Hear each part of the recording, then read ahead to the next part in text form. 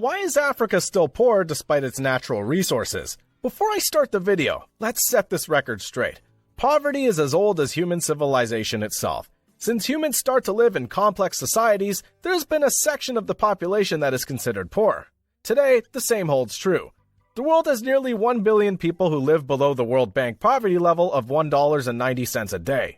These people don't have access to basic needs such as shelter and food. Some are at risk of their own survival. There are many countries that have poor people, but some areas are more vulnerable than others. The chart shows that almost all the poorest countries in the world are found in South America, Africa, and Asia. Africa is home to the top 10 most poor countries. The top 3 most poor countries in the world are Burundi, the Central African Republic, and the Democratic Republic of the Congo. These countries are all located in the same region. These countries are poor because of a variety of reasons. Many of these countries are poor due to political instability and bad governance. No country with weak or non-existent governmental institutions can be counted among the richest and most prosperous countries in the world. European colonialism have also made it difficult for people from the poorest countries of the world to attain good governance. Let's start with bad govern first, then we move to colonization. Many, if not all, the poorest countries in the world are those with weak governing institutions. Leaders who care deeply about their people are rare. A lack of effective governance can lead to a chain reaction in which all aspects of a country are affected. Lack of law and order is often a sign that governance is poor. This could also indicate that essential services such as education and healthcare are not being provided or aren't functioning properly.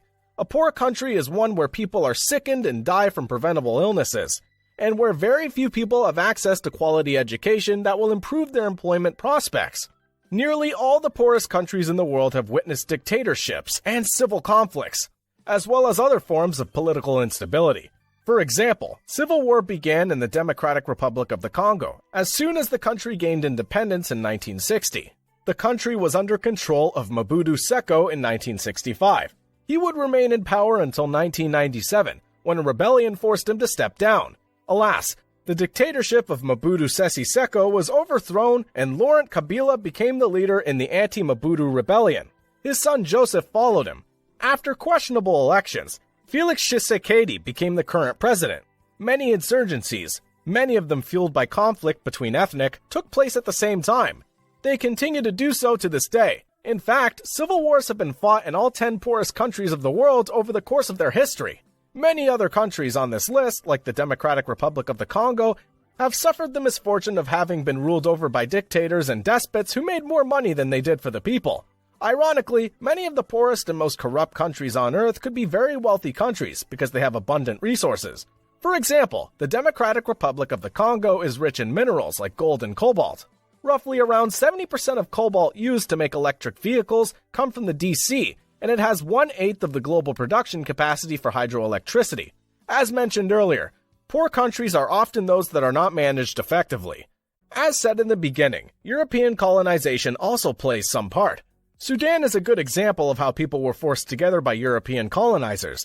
It has been divided into 2 republics now, South Sudan and Sudan. South Sudan is currently the 7th poorest country in the world. This split was caused by a civil war between the Muslim in the north and the Christian in the south. The south is predominantly populated with followers of Christianity and other traditional African religions. The borders of what would become Sudan were drawn by the British long ago without considering the religious or ethnic differences of the population. After Sudan gained independence, an Arab-dominated or Muslim-dominated government based in Khartoum attempted to impose Islam upon the Christian, animist population of the south. This was followed by rebellion. It was the beginning of a civil war that lasted more than 2 decades. In the middle of a referendum, the government in Khartoum allowed the South to secede. The Republic of South Sudan declared independence in 2011. The Sudanese civil conflict isn't the only one that was caused, at least partially by former European colonial powers drawing boundaries where they weren't meant to be. Similar conflicts have occurred in Eritrea and Niger, Chad and Chad, the Central African Republic and Niger, Chad and Mali, and many other countries that are not listed. Some of these conflicts still rage today and involve warfare between different ethnic or religious groups that were forced into the same country by former European colonial power. Despite all the difficulties, there are some countries in Africa that are moving in the right direction. Some are among the top 10 growing economic in the world. This shows that with the right leadership and stable governments, Africa can become a world superpower and move past the legacy of European colonialism. What do you guys think? Let me know your thoughts in the comments. Also, don't forget to subscribe, like, and share the video.